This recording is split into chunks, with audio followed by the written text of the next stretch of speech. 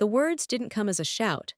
They came as a flat, professional assessment during my annual review, delivered with the casual brutality of a hammer tapping a nail into a coffin. Elias, you're technically brilliant, but you're too quiet. If you ever want to make VP, you need presence, you need to be heard.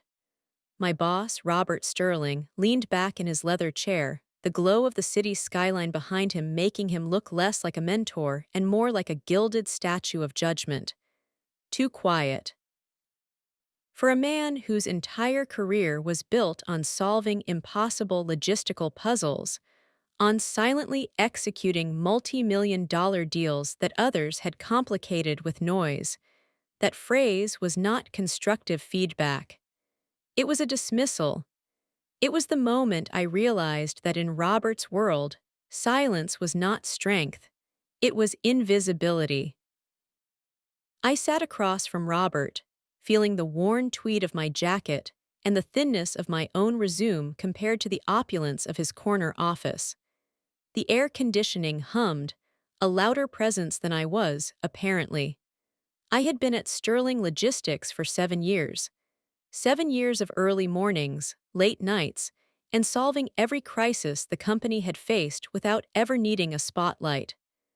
I was the architect of the automated warehouse system that saved the company $4 million last quarter. I had negotiated the merger with Eastern Transport that added 20% to the bottom line last year. I was, as Robert admitted, technically brilliant. Yet, here I was, being told my ceiling was low because my voice didn't boom. I didn't argue, that was my nature. Instead, I absorbed the judgment, letting it solidify into a cold, heavy stone in my gut. I looked at the framed photo on his desk, Robert smiling, surrounded by a crowd of loud, backslapping colleagues at a corporate retreat. Those were the herd people. The people who got the promotions, the corner offices, and the stock options. The people who, when asked about the company's success, never mentioned the quiet man who built the systems they bragged about. My mind immediately began to calculate, a habit born of years in logistics. My quietness wasn't just a personality trait, it was an expensive disability in this corporate culture. I estimated I had been passed over for at least 3 major promotions and 2 significant bonuses in the past 4 years, all going to louder, less effective colleagues. Conservatively, that was $150,000 in lost income and stock value. The review had confirmed my deepest fear, that my competence was being systematically undervalued because I didn't fit the mold of an aggressive, talkative leader. It was the same feeling I had endured as a child, always the observer, always the last to be picked. But now, it wasn't a game. It was my life's work being dismissed. I stood up, adjusting my chair with the same silent precision I brought to a critical supply chain. "Thank you for your candid feedback, Robert," I said, my voice deliberately neutral. "I understand the requirement for presence." Robert smiled, a patronizing gesture of a king blessing a loyal but ultimately minor subject. "Good, Elias.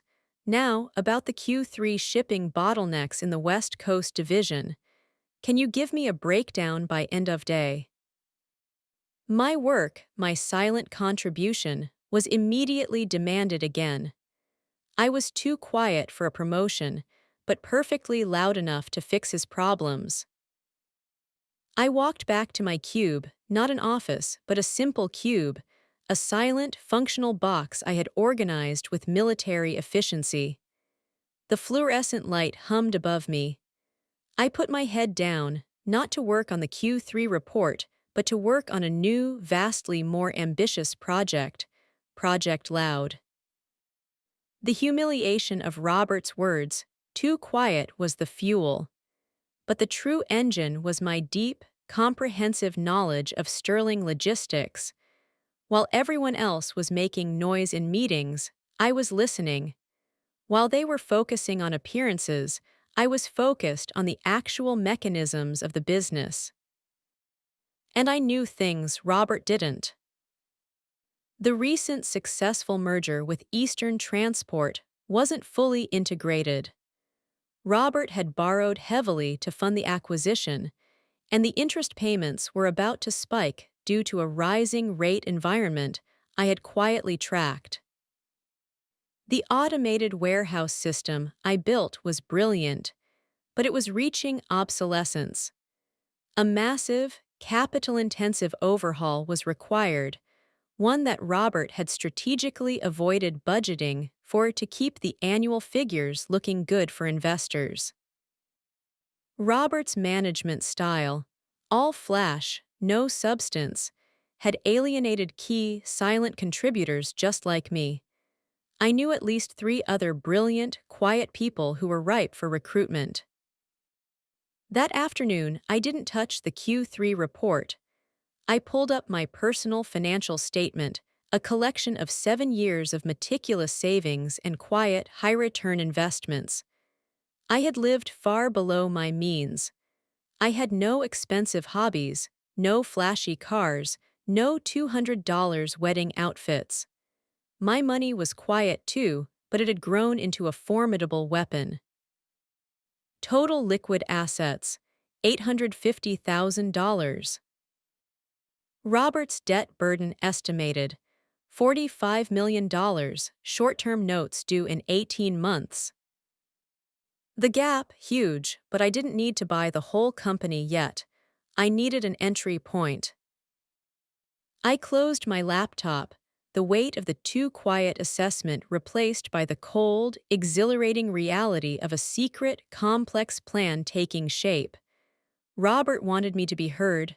Fine. I would make my next statement so loud that it would cost him his kingdom. The time for silent service was over. The time for silent conquest had begun. The walk back to my cube after the annual review felt like crossing a boundary, a psychological Rubicon. The cube, once a comforting sanctuary of organized work, now felt like a cage, but a cage I would soon dismantle. Robert Sterling's voice, echoing the word quiet, had inadvertently given me the code to his entire operation. He valued noise, therefore, he ignored silence. My new strength would be operating entirely within that blind spot. My first act was subtle, almost unnoticeable. I needed to pivot my focus from day-to-day firefighting to understanding the structure of the war I was about to wage. I officially requested access to archived historical ledger data under the guise of optimizing the 7-year-old automated warehouse system I had created.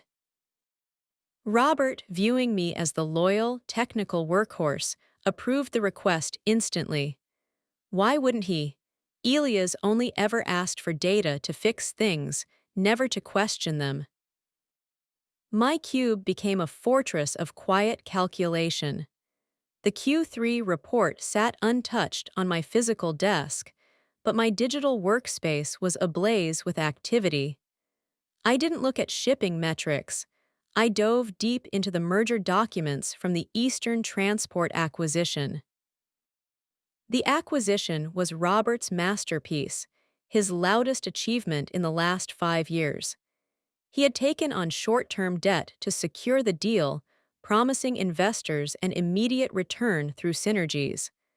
The problem was that the synergies he touted, cost saving through combined operations, were fictional. The two companies' IT and logistical systems were fundamentally incompatible. Robert had hired 3 high-priced consulting firms, the loud experts, to integrate the systems, spending $15 million in consulting fees alone.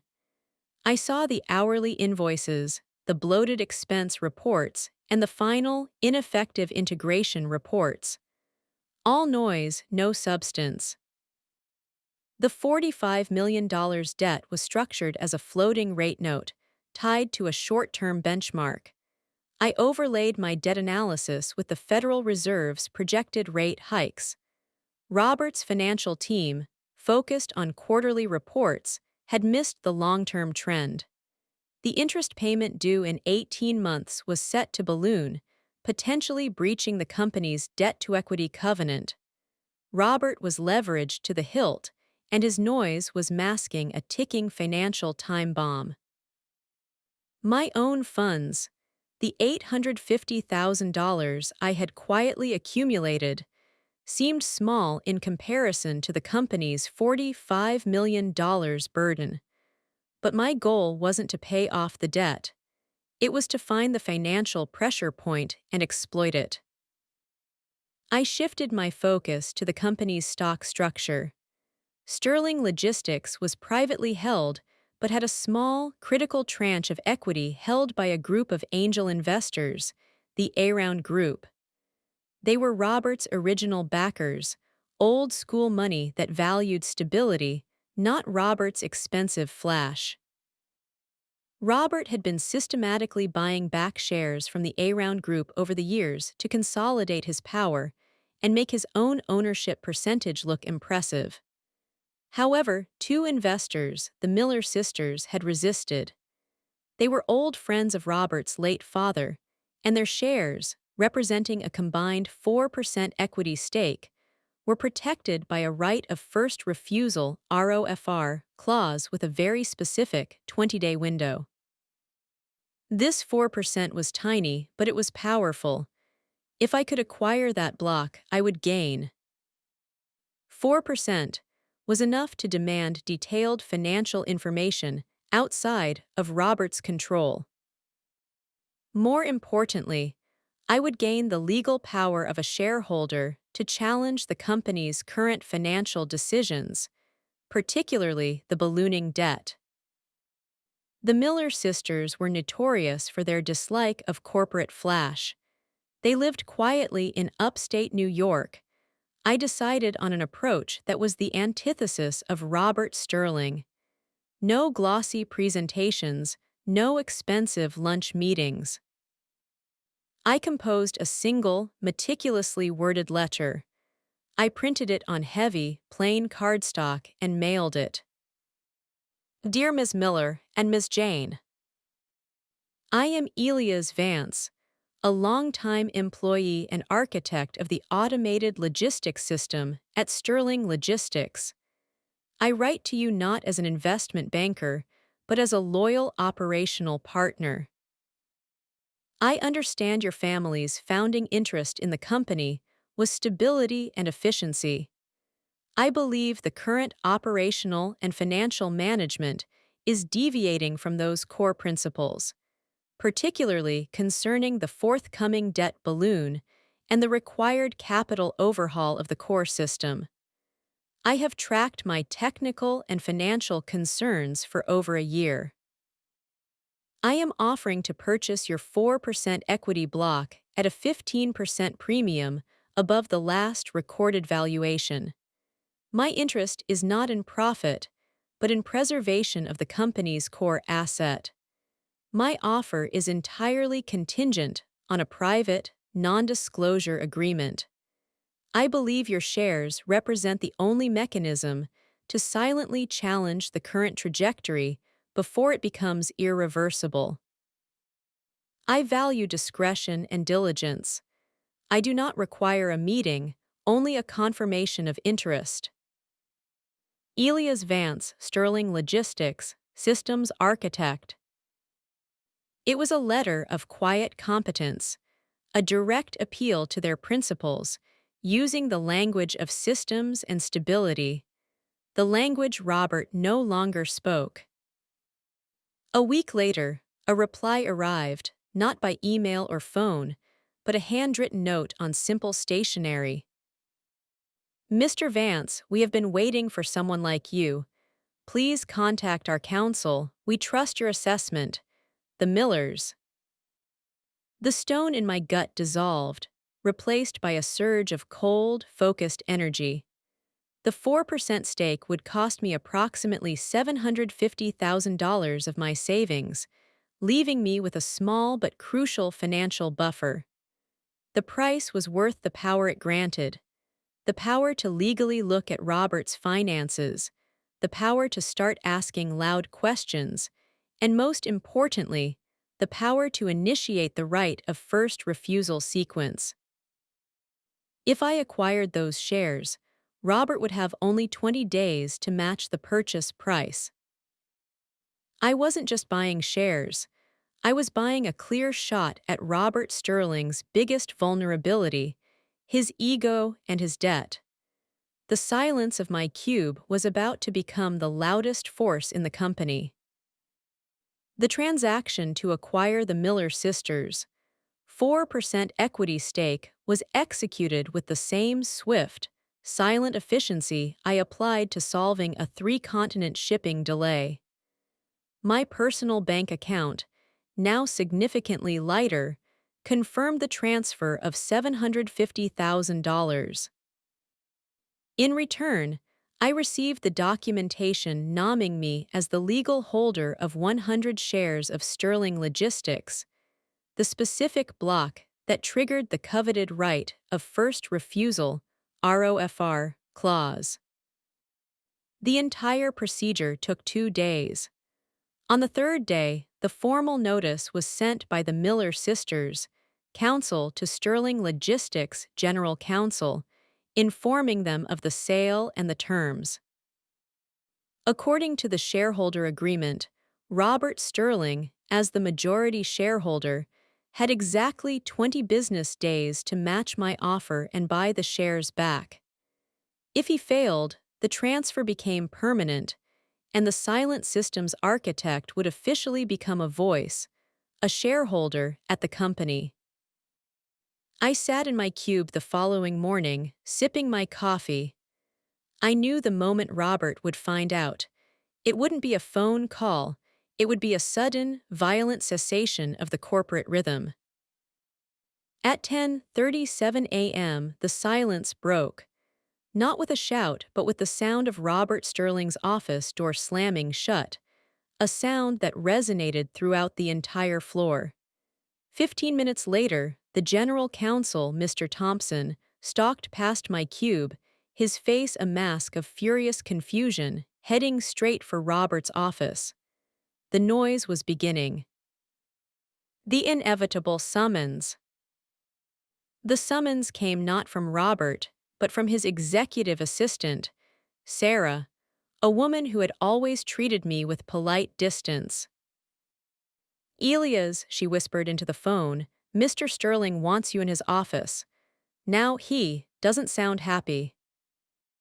I took a final, deep breath, smoothing the lapels of my worn jacket. I had prepared for this moment, rehearsed the facts, and sharpened my objective. I walked the long corridor toward the corner office, no longer an employee reporting for duty, but a legal partner approaching a confrontation. Robert was not behind his desk. He was standing by the window, his back to the city, his face a mottled picture of shock and betrayal. Mr. Thompson stood rigidly beside him. "Elias Vance," Robert growled, using my last name with a contemptuous emphasis. He held up a copy of the legal notice. "What the hell is this? You bought the Miller block. What money did you use? This is a private transaction. You were not authorized to interfere with shareholder matters." My voice was calm, precise, and entirely devoid of emotion, a sound they were unaccustomed to hearing. "Robert, I am an employee, but I am also a private citizen. The shares were purchased legally and privately at a 15% premium. As an existing shareholder, you have the ROFR. The clock is ticking. You have 19 days left." Robert slammed the paper onto his glass desk. 19 days, this is a hostile act. After all the opportunities I gave you, all the faith I put in your systems. "You called me too quiet, Robert," I stated, letting the words hang in the air. "The only time I was invited into your world was to fix a problem or receive a condescending review. I realized that my value was only recognized when it benefited your appearance, not when it established my presence. I decided to make a statement you couldn't dismiss. Mr. Thompson, recognizing the legal jeopardy, interjected with a nervous cough. Robert, he's technically correct. The clause is airtight. We must address this. Elias, why the sudden interest in 4% of a non-voting share class? It's simple, Mr. Thompson, I replied, turning my attention away from Robert and toward the General Counsel, a gesture of respect for the rules they had broken. As an architect of the systems, I have unique insight into the company's capital requirements. I believe the current management is dangerously exposed to rate risk due to the short-term financing of the Eastern Transport acquisition. I paused, letting my quiet competence land like a bomb. I am concerned that the looming interest rate spike, coupled with the mandatory, unbudgeted $20 million system overhaul required within the next 12 months, will trigger a debt covenant breach, which could lead to forced liquidation of certain assets. Robert scoffed, trying to regain control. Nonsense. That system overhaul is years away, Elias, and our financial models are robust. Your models, Robert, are based on your projections, not the actual degradation of the main server matrix, which I monitor daily, I countered, looking directly at Thompson. I have not only the data, but the architectural schematics to prove my assertion. I acquired these shares to gain the legal right to request an independent audit of the Q3 capital reserves and the debt-to-equity ratio. The air was thick with the scent of Robert's expensive cologne and his rising panic. He realized this wasn't just a disgruntled employee, it was a Trojan horse. I wasn't asking for a raise, I was threatening his financial stability. Robert paced, his hands clasped behind his back. Fine, you want to be heard, Elias. We hear you. What do you want? Is this about money, a VP title? We can discuss compensation. Just sell those shares back to us quietly. Quietly is no longer an option, Robert, I said, a faint smile touching my lips. I want the company to survive, but not under reckless management. You have 19 days to match my price, which will cost you $750,000. Considering your current cash flow issues, that is going to be difficult, even for 4%. I then delivered the true ultimatum, the final proof that my silence was more valuable than his noise.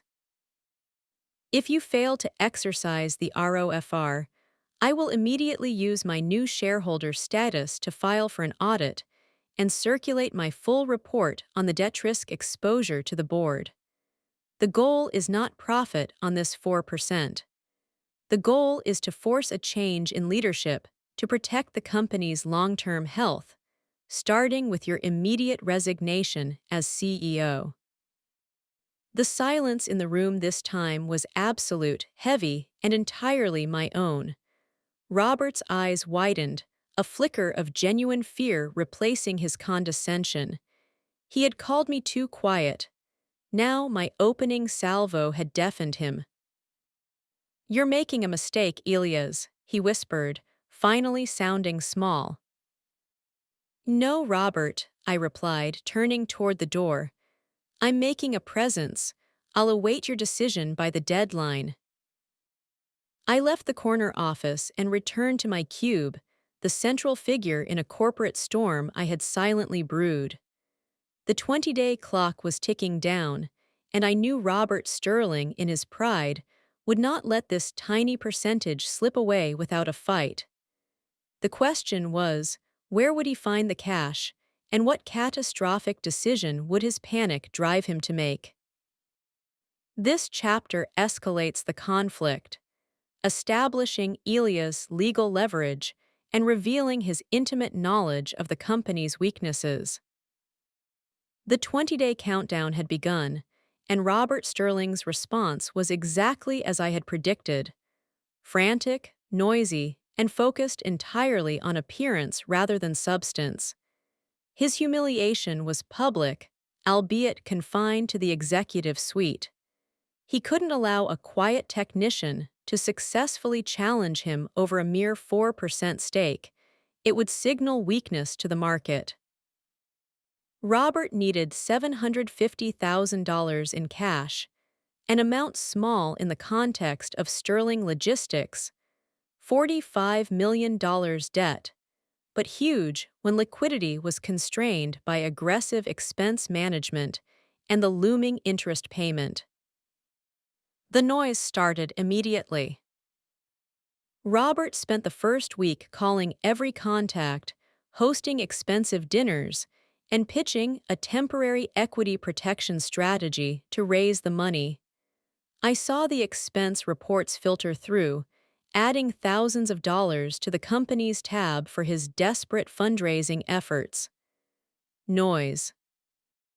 He tried to force immediate, short-term cash flow. He ordered the CFO to delay payment to mid-tier suppliers and accelerate collection from a few key clients by offering aggressive, margin-slashing discounts. Short-sighted noise, sacrificing long-term margin for quick cash.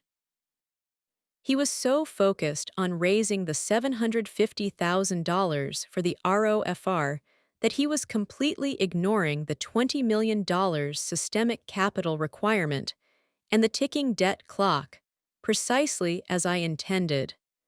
The tiny threat was blinding him to the fatal one. While Robert was making noise, I was making quiet connections. I turned my attention to the key, undervalued operational personnel I knew Robert had alienated, the other two quiet, people whose competence made the company run. The first was Dr. Anya Sharma, the brilliant head of data modeling. She had created the proprietary demand forecasting algorithm that was Sterling's most valuable non-physical asset.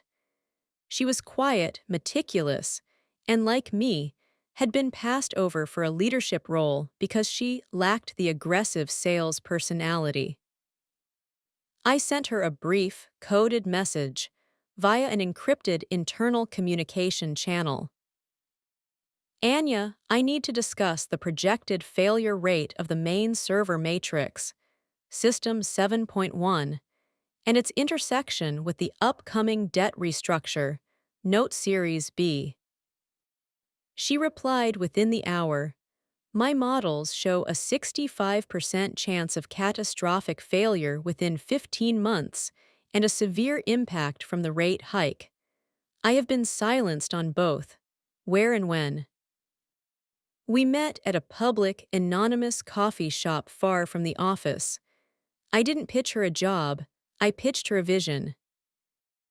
Robert views competence as a utility, Anya. He uses our silence to make his noise louder. I am not offering you a new role in his company. I am building a new company on the foundation of the competence he has ignored. I need your data models to confirm my audit request, and in return, I am offering you the title and equity you have earned. Chief Data Officer. She looked at me, not with ambition but with deep-seated relief. You see the risk. I built the system that holds the risk, and I analyzed the debt that compounds it. I know exactly how exposed we are, and I know Robert is too arrogant to see it. He's fundraising for a distraction right now while the real problem festers. Anya joined my side immediately, but quietly. Her first contribution, a definitive, independently verifiable report confirming the $20 million capital investment, was needed within the next year to prevent systemic failure. My second target was Mr. David Chen, the head of logistics and supply chain execution. David was the backbone of operations, a master of efficiency. Robert treated him like a foreman, barking orders and taking credit for David's routing optimizations. David was on the verge of retiring early out of sheer frustration. I presented him with the same information: Robert's frantic fundraising, the looming debt, and the certainty of a covenant breach. Robert's current push to accelerate receivables by offering discounts is costing us $80,000 in margin this quarter, David stated, his quiet anger palpable. He is destroying the company to save his ego. Exactly, I affirmed. If I manage to force a leadership change, David, I need the best operational mind in the industry to stabilize the ship. Will you stay and take the Chief Operations Officer role, with a mandate to rebuild the supply chain free from Robert's vanity projects? David shook my hand firmly. I will not let Robert's noise destroy what we built. Tell me what quiet work you need done. By the end of the second week, day 10, I had a powerful, silent coalition. I had the legal leverage, 4% shares, the data leverage, Anya's models, and the operational leverage, David's loyalty. Robert, meanwhile, was exhausted. He had secured verbal commitments for only about half the required cash. In a fit of desperation, he held a mandatory late-night team-building meeting, a thinly veiled attempt to assert control and gather goodwill. During the meeting, Robert, loud and sweating, announced he was making tough choices to ensure the company's future. He declared he was immediately implementing a 15% cut across all operational discretionary budgets to bolster emergency reserves. This was the opening I needed. Cutting the operational budget meant deferring maintenance, increasing risk, and alienating every single person in the room who understood the real cost of his decisions. The next morning, I used my shareholder leverage to file a formal request. To General Counsel, per my shareholder rights, I formally request a review of the justification for the 15% operational budget cut, given the immediate and documented capital requirement for System 7.1 overhaul. Attached, please find the independent assessment from the Chief Data Modeling Unit. I quietly copied Anya and David on the email. I was forcing Robert to publicly reconcile his immediate, egocentric cash grab with the reality of the company's needs, a reconciliation he could not win because the data now belonged to my silent team. Robert had raised a mere $400,000 in 2 weeks. He was running out of time and options. The clock was at day 11, and his desperation was turning into irrationality.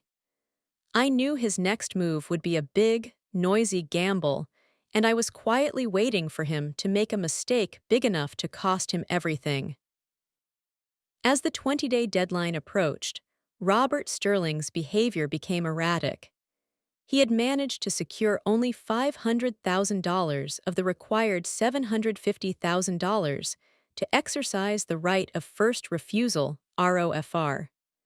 His attempts to raise the remaining cash through aggressive short-term deals were failing, largely due to the quiet resistance from David Chen's operations team, who were now slow-walking Robert's riskier demands.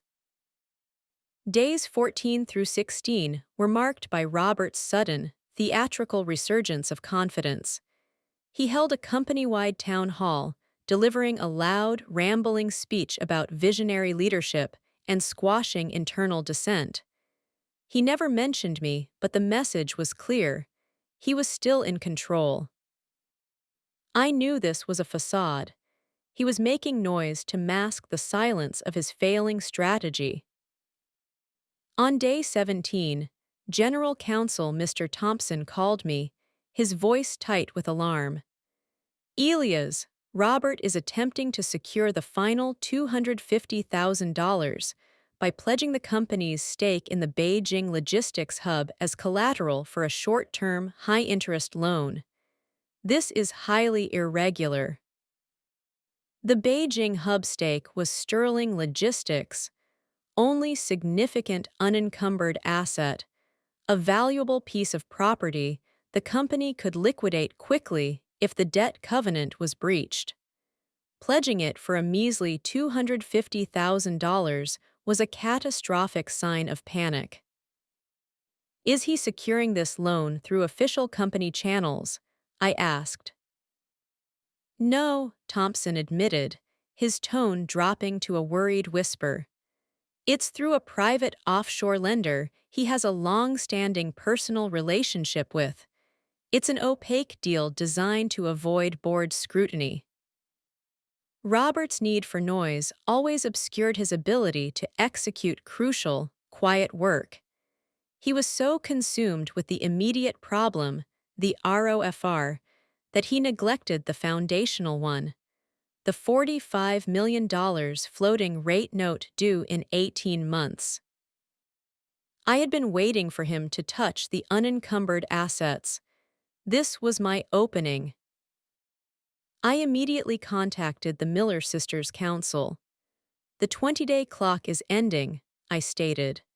I need you to formally notify Sterling Logistics Bank, Apex Capital, that Robert Sterling, as CEO, is attempting to secure a private loan collateralized by the Beijing hub asset without notifying the company's primary lender. This action may be a violation of the existing covenants tied to the $45 million debt. This was a calculated move. Robert's primary debt agreement with Apex Capital contained a negative pledge clause, which strictly limited the company's ability to encumber its major assets, like the Beijing hub, without the lender's written consent. By attempting to secure the private loan, Robert was walking straight into a technical default. The next day, day 18, the corporate atmosphere didn't just feel tense, it felt frozen. Robert hadn't arrived at the office. At 11:00 a.m., the phone rang in my cube. It was Mr. Thompson, the general counsel. He sounded defeated. Elias, Apex Capital just issued a margin call notification, he whispered. They were alerted to Robert's attempt to pledge the Beijing hub. The bank views his action as a material adverse change in the company's financial stability and a breach of the negative pledge covenant. A margin call is a request for a debtor to immediately deposit additional funds or collateral to cover potential losses. In this corporate context, it meant that Apex Capital was accelerating the maturity of a portion of the $45 million debt, demanding immediate payment of $5 million to restore the covenant ratio. They're demanding $5 million within 48 hours. I confirmed, my voice cold and focused. Yes, and they've frozen the company's unsecured credit facilities. Robert's desperate action to save $750,000 for the ROFR has now triggered a $5 million liquidity crisis. Where is Robert? He's in an emergency meeting with Apex Capital's representatives. They've realized the company has severe liquidity issues, compounded by the data models you provided on the System 7.1 overhaul. Apex knows the company needs $20 million, not $5 million, and they no longer trust Robert's noisy assurances. I did not celebrate. The victory was cold, analytical, and necessary. The margin call was not the end, it was the mechanism that forced the final, quiet sale. I immediately called my own financial advisor. It's time. I need to mobilize my remaining liquid funds and secure the remaining required capital. My $100,000 in remaining savings, combined with a significant, prearranged line of credit based on the valuation of the technology patents I held, which Robert had dismissed as mere employee IP, allowed me to assemble a quiet war chest. My final move that day was to send a brief, formal note to Robert Sterling via Mr. Thompson. Robert, I understand Apex Capital has issued a margin call for $5 million. You have less than 48 hours to remit payment. This company does not have the liquidity, especially after your attempt to pledge the Beijing hub. Today is day 18. You have until the end of day 20 to match my ROFR offer of $750,000. It is an impossible choice. You can match my small offer and delay the margin call by 48 hours, or you can face the bank. I am formally putting forth a single, comprehensive proposal to Apex Capital, Mr. Thompson, and the board. I will assume the $5 million liability and stabilize the company's immediate cash needs, contingent upon two non-negotiable terms. 1. Robert Sterling's immediate, voluntary, and irrevocable resignation as CEO and chairman. 2. The transfer of the controlling stake, Robert's shares to me, Elias Vance, at a significant discount, in exchange for assuming the company's full, long-term debt and the immediate funding of the $20 million System 7.1 overhaul. I am prepared to save the company that Robert's noise almost destroyed. I await Robert's resignation by the close of business tomorrow. I sign the note and return to my cube. I was no longer the quiet technician. I was the financial savior, the only person who had the capital, the competence, and the clear-eyed focus to navigate the crisis. Robert's attempt to secure $750,000 had cost him the entirety of his company. I sat there, watching the clock tick. The office was eerily quiet. Everyone knew something massive was happening in Robert's corner office. Robert had sought noise and received only silence. The silence of a debt restructuring, the silence of a bank freezing his assets, and the silence of a former employee waiting for the inevitable surrender. I had been too quiet for a promotion, but I was exactly the volume required for a hostile takeover. The 48-hour countdown imposed by Apex Capital and my formal demand created a pressure cooker from which Robert Sterling could not escape. He was trapped between his small, public failure, the $750,000 ROFR, and the colossal, quiet failure, the $5 million margin call that I had engineered. I remained in my cube, working on the detailed system stabilization budget, while the drama unfolded in the corner office. I didn't need to be there. The financial data and the legal covenant violations were doing the negotiating for me. My quiet presence, through the documents I had filed, was overwhelming. At 4:45 p.m. on day 19, just under 24 hours before the ROFR deadline, Mr. Thompson walked into my cube. He didn't knock. He looked like a man who had just navigated a minefield. "Elias," he said, his voice husky, "Robert has agreed to the terms." I put down my pen slowly. All terms. All of them. Immediate and irrevocable resignation as CEO and chairman, and the transfer of his controlling stake, 71% of Sterling Logistics, to you, in exchange for assuming the debt and committing the capital. Thompson placed two documents on my desk. The first was a resignation letter signed by Robert Sterling, effective immediately. The second was a stock purchase and debt assumption agreement draft. He fought for hours, Elias. He tried to convince Apex Capital that your data was flawed, that the system overhaul could wait. But your team, Anya's models, and David's operational confirmation of the budget cuts proved you right.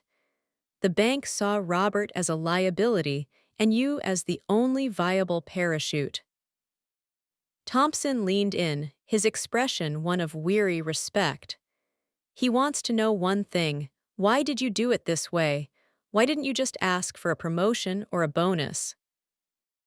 I looked at the resignation letter, the ink still fresh, signifying the end of Robert's long, loud reign. Because he called me too quiet, I stated simply. A promotion would have been a reward for my technical skills, but my quietness wasn't a flaw, it was a symptom of his culture.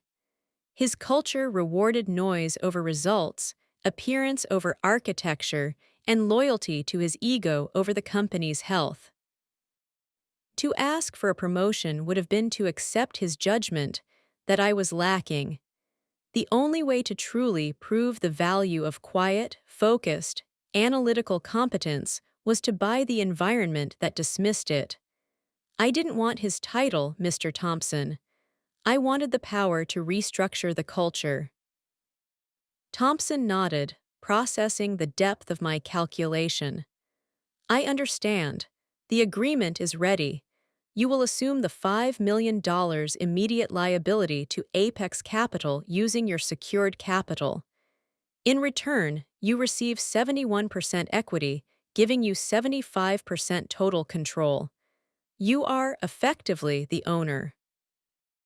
I signed the documents and directed Thompson to wire the immediate funds to Apex Capital to clear the margin call. The process was entirely silent. No press conference, no celebratory champagne, and no public announcement beyond the mandatory filings. My first act as the controlling owner was not to move into the corner office, but to convene a meeting in the company's largest, windowless conference room. Present were Mr. Thompson, General Counsel, Anya Sharma, now officially Chief Data Officer, and David Chen, now Chief Operations Officer. The transfer is complete, I announced, my voice measured and steady. As of this moment, Robert Sterling is no longer affiliated with Sterling Logistics. I am the new CEO and chairman. I did not pause for applause. Our immediate priorities are stability and trust. We do not need a loud, aggressive change of guard. We need quiet, methodical repair. I laid out 3 immediate directives. Thompson, initiate contact with Apex Capital to renegotiate the $45 million floating rate note into a long-term, fixed-rate structure. Show them the comprehensive financial analysis, the quiet, honest data, not Robert's projections. Anya and David, immediately establish a dedicated budget line for the $20 million System 7.1 overhaul. This is priority number 1. We will be quiet about the previous risk, but loud about the future investment. David, rescind all the short-term, margin-slashing deals Robert executed in his panic. We will contact the mid-tier suppliers whose payments were delayed and issue prompt apologies and interest penalties. Trust must be restored from the ground up. Later that evening, long after the rest of the floor had emptied, I finally walked to the corner office. The door was ajar. Robert was sitting in his large, leather chair, staring out at the city. He looked like an old, deflated balloon. "It's quiet in here now, Robert," I observed, standing in the doorway. He turned slowly, a bitter look on his face. "You won, Elias. You planned this for months. I called you quiet, and you used it as a weapon. You taught me that quiet men are easily dismissed, Robert. You taught me that you would ignore any problem that didn't yell. The margin call was simply the loudest signal I could generate to force you to listen to the data. He finally stood up, grabbing a small, framed photo of himself and an old colleague from his desk. "I suppose you'll move in here tomorrow. Start making your own noise." "No," I replied, stepping into the luxurious, now vacant space. "I'll use the corner office as the new Chief Data Officer's suite. Anya Sharma needs the space to monitor the $20 million overhaul and the new debt structure. The CEO's job, Robert, is to facilitate the success of the quiet, competent people who run the business." I pointed toward the cluster of functional, modest offices near the operational floor, the offices that had always been occupied by the real leaders, the doers. "I will take one of those offices, close to David's operations and near the logistics hub. My job is to be accessible to the systems, not insulated by the view. I learned a long time ago, the most critical work is done quietly, away from the spotlight." Robert simply shook his head, a gesture of profound incomprehension. He had fundamentally misunderstood the nature of power and leadership. He walked past me, the former CEO leaving his empire not with a roar, but with a defeated shuffle. I closed the door behind him and walked back toward my cube, the small, organized space where the silent conquest had been planned. I didn't need the corner office to be heard. I had bought the entire company. The first 3 months of Elias Vance's tenure as CEO were the quietest period in Sterling Logistics history. There were no press releases, no extravagant restructuring announcements, and no mandatory motivational seminars. The only discernible change on the executive floor was the relocation of the Chief Data Officer, Anya Sharma, into the former CEO's opulent corner office, a move that signaled the prioritization of data over ego. Elias himself occupied a modest, functional office adjacent to the operations and data modeling departments. This quiet was not an action, it was intense, surgical stabilization. Elias, Anya, and Mr. Thompson, now Chief Legal Officer, worked relentlessly on the financial architecture. Leveraging Anya's unimpeachable data models and Elias' commitment to the capital overhaul, Thompson successfully renegotiated the $45 million floating rate note with Apex Capital.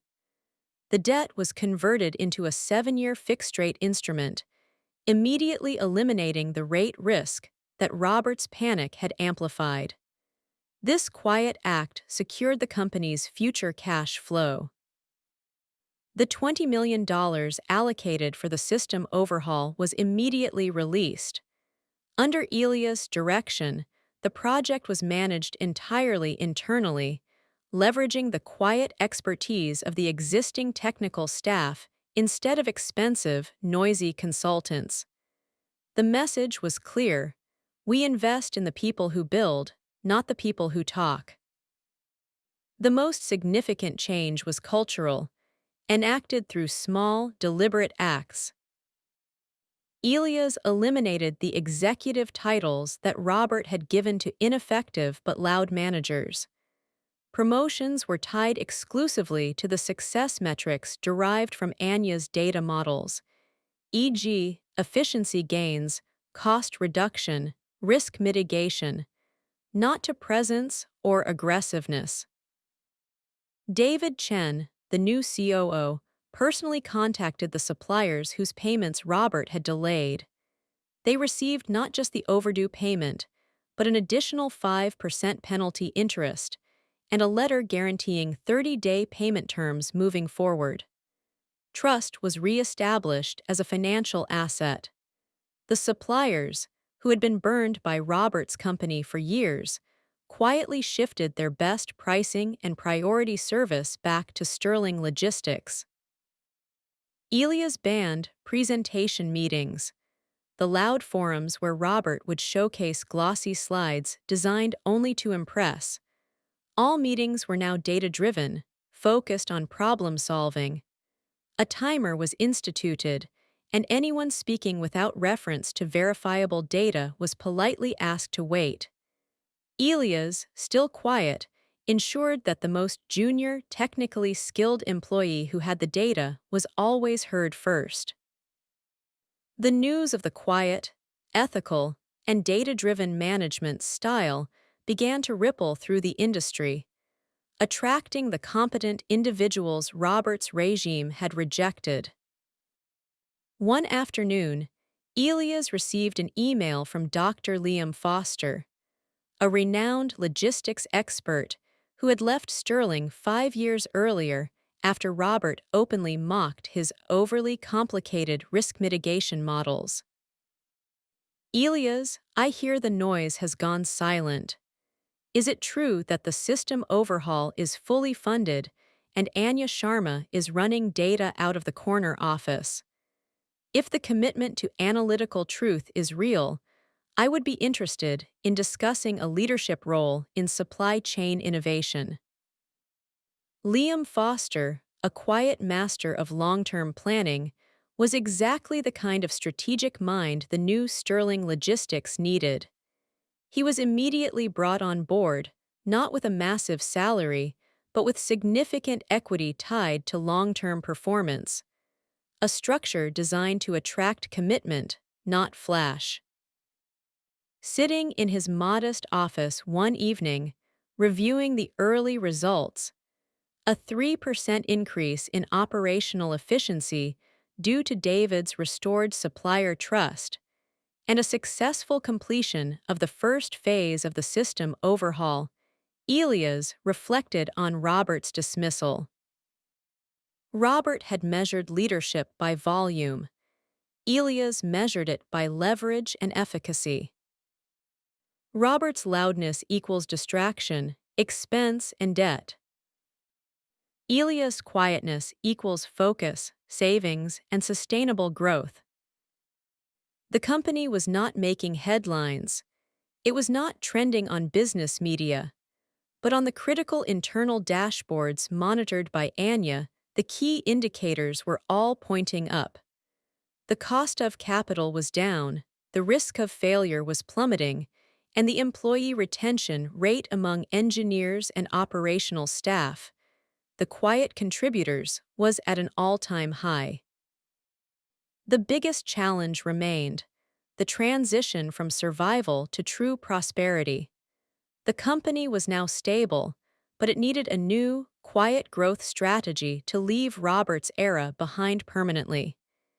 Elias was ready to move from defense to offense, using the stability he had engineered as a launchpad. The quiet revolution was complete. Now the quiet growth had to begin. With the immediate financial and operational crises resolved, Elias Vance initiated the second phase of his strategy: quiet growth. Robert Sterling's management style was characterized by loud, risky bids for large, headline-grabbing contracts that often operated on razor-thin margins. Elias intended to operate in the opposite manner, targeting strategic market share through superior, quiet efficiency. The new growth strategy was built on three core pillars: precision, reliability, and data-driven pricing. Elias focused the company's attention not on acquiring new sectors, but on dominating a single, profitable niche: cold chain pharmaceutical logistics, a sector Robert had ignored due to its high compliance requirements and low public fanfare. Using Anya Sharma's sophisticated data models, the team analyzed the cold chain failures of Sterling's primary competitor, Global Express. Anya found that Global Express's temperature monitoring systems had a 12% failure rate in the critical, last-mile delivery phase, leading to millions in annual loss for their clients.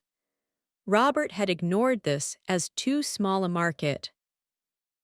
Elias directed $5 million of the new capital, a small fraction of the $20 million overhaul budget, into developing a proprietary, blockchain-secured, real-time temperature monitoring system for Sterling. This system guaranteed end-to-end compliance, something Global Express's noisy, decentralized network could not match. Liam Foster, the new head of innovation, led a quiet, targeted sales campaign, focusing only on Global Express's top 10 most valuable pharmaceutical clients. The pitch was simple: we don't promise, we guarantee. Our quiet system has zero failures. Within 3 months, Sterling Logistics had quietly peeled away 3 major accounts, equating to a 15% increase in annual recurring revenue from a single, high-margin niche. David Chen, the COO, transformed the company's delivery promise from fastest, Robert's noisy claim, to most reliable, Elias' quiet fact. Robert's management often resulted in frantic, last-minute, expensive air freight to fix scheduling errors. David eliminated this variability by integrating Anya's demand forecasting models directly into the routing process, optimizing truck deployment based on predictive analysis rather than reactive panic. This quiet reliability had immediate, measurable benefits. Emergency spending on premium, high-cost shipping dropped by 45% in 6 months. Truck utilization increased by 15%, meaning the company was extracting more value from the same physical assets. This reliability became Sterling's most effective selling point. Clients were tired of loud promises followed by costly delays. They valued the new, quiet predictability of Sterling Logistics. David's focus was on the efficiency of the internal system, which translated into a quiet, unbeatable advantage in the market. Robert had priced contracts based on competitor rates and sales aggression. Elias, leveraging the cost data provided by David and Anya, implemented an activity-based costing, ABC model for pricing. This meant Sterling could calculate the precise, real cost of every single logistical step, allowing them to. They could identify contracts where their operational efficiency gave them a genuine, low-cost advantage and underbid competitors to secure market share. For high-risk, low-margin contracts, the kind Robert loved, they could price aggressively high, effectively avoiding unprofitable business. This data-driven approach allowed Sterling Logistics to grow profitably without making any external noise. While competitors were celebrating massive, low-margin contracts, Elias was quietly accruing high-margin, sustainable revenue. 6 months into Elias' tenure, the quiet success began to show up in the quarterly reports filed with regulatory bodies. The noise was gone, but the numbers were undeniable. Operating margin was up 6%, and debt servicing costs were down. One afternoon, Elias received an unexpected call from a top industry analyst, Marcus Bell, a man famous for his loud, aggressive market reports. "Mr. Vance, I'm calling about Sterling Logistics. The numbers are confusing. Revenue is showing moderate growth, but your net operating profit after tax (NOPAT) is through the roof. What is happening there? Where's the huge merger? Where's the splash?" Elias allowed himself a small, private smile. "Mr. Bell, we simply transitioned from a company that valued visibility to a company that values viability. We don't focus on splash, we focus on precision. We found that the biggest gains in logistics come from the small, quiet efficiencies that others ignore. But who are you? Bell pressed. You were the systems guy, the quiet one. Where is Robert Sterling? Mr. Sterling is no longer with the company, Elias stated, maintaining his professional reserve. He decided he preferred a louder career path. Bell concluded the call with a note of bewildered respect. Well, Mr. Vance, I may have called you unheard of in my last report, but if these numbers continue, you're going to make a lot of noise on Wall Street without ever having to raise your voice. Elias realized that the company's quiet competence was, ironically, about to become its loudest declaration. He hadn't bought the company for profit, but for validation. Now, the market was validating the value of quiet, systematic leadership. 18 months after the transfer of power, Sterling Logistics was unrecognizable.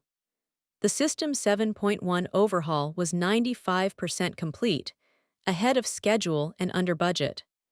The fixed-rate debt structure had insulated the company from market fluctuations, and the profit margins in the cold chain sector were setting industry benchmarks. Elias Vance had successfully transformed a noisy, bloated failure into a quiet, precision-engineered success. The market now understood the Sterling model: reliability over speed, data over ego. It was inevitable that the quiet success would eventually attract the attention of the loud opposition. Elias received news that his old firm, led by his former boss, was bidding head-to-head against Sterling for the largest contract of the year. The Consolidated Logistics Management for Innovatech, a major global technology manufacturer. The competitive bidding process involved a final presentation to Innovatech's board, followed by a detailed review of financial stability and operational history. Elias knew Robert. In his new, smaller venture, Sterling had forced him out of the industry entirely, but he had quickly secured funding for a minor consultancy, would use this opportunity for a loud, desperate counterattack. The day of the presentation, Elias arrived with Anya and David. He noticed Robert Sterling standing by the coffee station, looking older but still wearing the expensive, tailored suit and a forced, aggressive smile. Robert approached Elias with a booming laugh that was clearly meant to be overheard.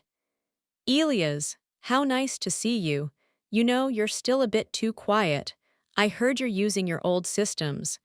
Are they still on life support? Elias didn't flinch. His voice remained a calm, low register. Robert, our systems are fully proprietary and entirely modernized. They are no longer running on the borrowed time your management created. Ha, still the systems guy. Listen, I wish you luck, but Innovatech wants vision. They want global reach. They don't want a quiet, niche player run by a technician who got lucky with a debt crisis. Robert's attempt was to paint Elias' acquisition as a fluke, not competence. He was selling the same old noise. Robert's presentation was first. It was a spectacle: high-gloss slides, buzzwords, and dramatic declarations of synergy and disruption.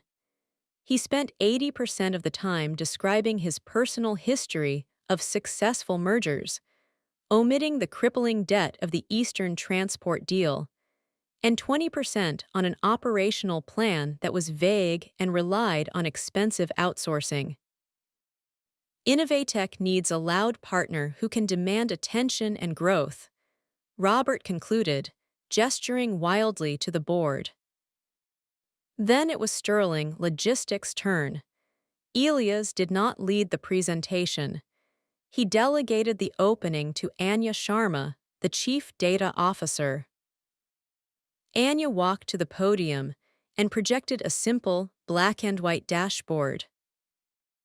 Good morning, she began, her voice calm and compelling.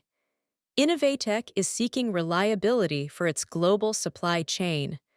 Our assessment of the 5 core lanes reveals that the previous vendor achieved only 78% on time in full delivery. The primary reason: lack of granular risk modeling. Anya then spent 10 minutes quietly detailing how their proprietary model, built on the now fully funded System 7.1, predicted and mitigated lane-specific risks, showing historical data from the 3 cold chain clients they had successfully transitioned. David Chen followed, presenting the new, optimized operational structure. He showed how the fixed-rate debt gave Sterling a 10% lower cost of capital advantage over competitors, which translated directly into a lower, stable long-term fee for Innovatech. Finally, Elias took the podium. He didn't use any slides. The board has seen 2 presentations today, one based on noise and one based on numbers, Elias said, looking directly at Robert, who was seething in the audience. I will address the financial stability of Sterling Logistics, as I believe the board will want assurance that our pricing is sustainable. Innovatech, you need a partner who values stability. Robert presented a history of aggressive growth, but he failed to mention the crippling interest payments, the desperate pledging of assets, and the near failure of the company 18 months ago that required my capital to save. Elias paused and delivered the final, quiet blow. I, Elias Vance, was the systems architect who Robert Sterling deemed too quiet to lead. But I was also the only person who understood the financial architecture of the company well enough to see its impending collapse. I bought Robert's company for a fraction of its value by paying off the debt he created. Innovatech has a choice: a partner who sells you loud, unsustainable promises based on ego and historical mergers, or a partner who sells you quiet, meticulous, data-driven reliability based on current, proven operational excellence. Robert Sterling's track record is not his successes. It is the $33 million in debt I was forced to restructure. My track record is the 25% NOPAT increase we've delivered in the last year. Elias stepped away from the podium. The Innovatech board was silent, looking back and forth between the 2 men. 2 days later, the call came. Sterling Logistics had won the Innovatech contract, the largest in the company's history. The board cited Sterling, unassailable financial stability, operational precision, and demonstrated data-first leadership as the deciding factors. The victory was not celebrated with a loud party, but with a quiet, appreciative dinner for the team: Anya, David, Liam, and Mr. Thompson. The next morning, Elias received one final, angry email from Robert Sterling.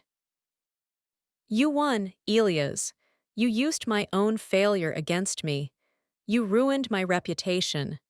I hope your quiet life brings you as much misery as you've brought me. Elias forwarded the email to Anya and David with a one-word instruction: delete. He did not reply. Robert wanted a loud, emotional reaction. Elias offered him only silence, the silence of irrelevance. He had made his final, most expensive statement: the loudest thing in business is undeniable, quiet success. 2 years after the quiet acquisition, Sterling Logistics had become the model of analytical efficiency in the logistics industry. The company was no longer referred to by the outdated, aggressive moniker of its founder. Industry analysts simply called it the quiet model. Elias Vance, the CEO, remained largely invisible. He had not appeared on a single business magazine cover or given a keynote address. His personal office remained the modest, functional space near operations. The corner office still belonged to Anya Sharma, the chief data officer. This arrangement perfectly symbolized the company's valuation system. Data and competence were paramount. Individual ego was irrelevant. NOPAT had quadrupled under Elias' leadership, driven by reduced waste and superior pricing models. The company's focus on internal talent and stable work conditions attracted the best engineers and logistics experts in the world. The quiet, meticulous workers who valued stability over spectacle. The negotiated fixed-rate debt was being systematically paid down ahead of schedule. One afternoon, Elias was reviewing the performance metrics for the Innovatech contract with David Chen.